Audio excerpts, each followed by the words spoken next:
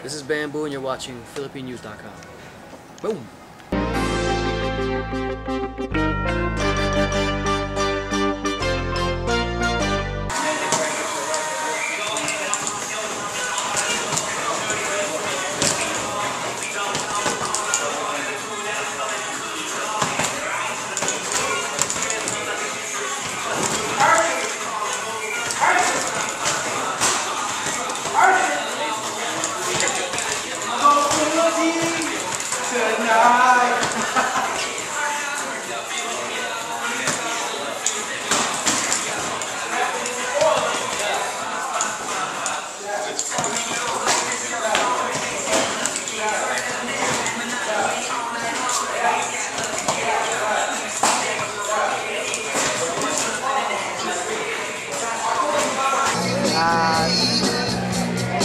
Rhea Francisco Gintong Kamao po, bali taga Mindoro, Laki Mindoro, pero nag-stay ako at nag-ensayo ako sa Batangas sa Jimbo ng Touch Club na pag-aari ni Elmer Adura na aking manager.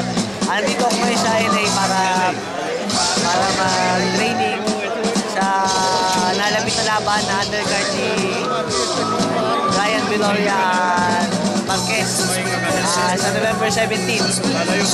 Pero bago nangyari yun, lumaban muna ako sa Mexico. After nalaban ko sa Mexico noong September 29, dumiretso na ako dito para mag-ensayo.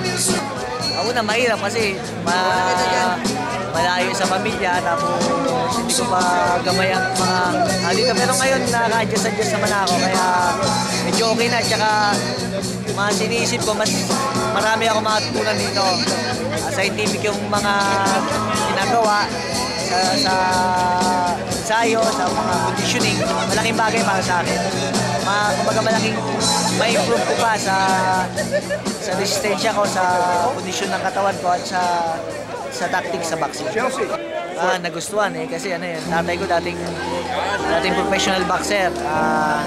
Tapos bata pa lang ako, nagkaroon ako ng boxing. 7 years old, nag-start na ako ng boxing, kaya talagang sa gusto hindi, nasa bloodline.